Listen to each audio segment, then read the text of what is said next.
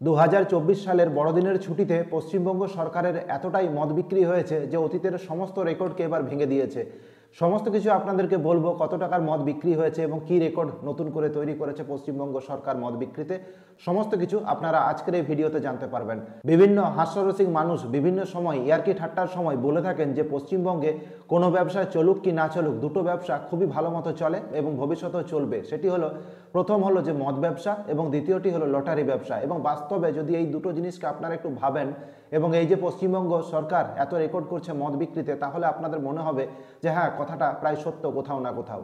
আপনারা এই ভিডিও থেকে একটা আইডিয়া করতে পারবেন যে পশ্চিমবঙ্গে সুরাপ্রেমী মানুষের সংখ্যা দিন দিন কত বেড়ে যাচ্ছে। এবছর পুজোতে যে পুজো গেছে, পুজোতে যে মদ বিক্রি হয়েছিল, সেই একটা পুজো ধরুন 6 থেকে 7 দিন বা 8 দিনের যে পুজো, সেই মদ বিক্রির সেই টাইমে যে মদ বিক্রি হয়েছিল সেই রেকর্ডটিকেও ভেঙে দিল এবার বড়দিনের ছুটির মদ বিক্রি।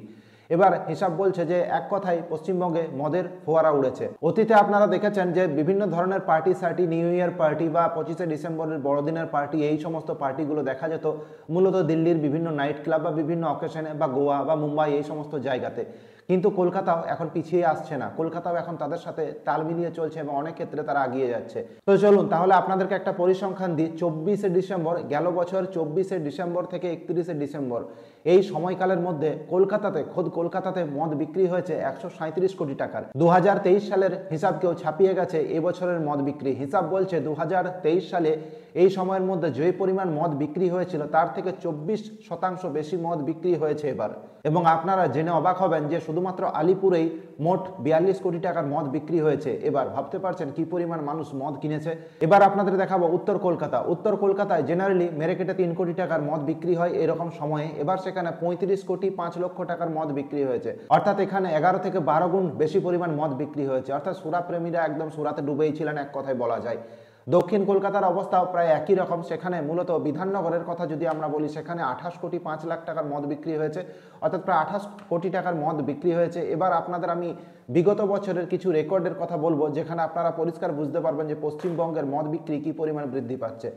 2021 থেকে 22 এই অর্থবর্ষে পশ্চিমবঙ্গ সরকারের মদ বিক্রি হয়েছিল 18,000 কোটি টাকার।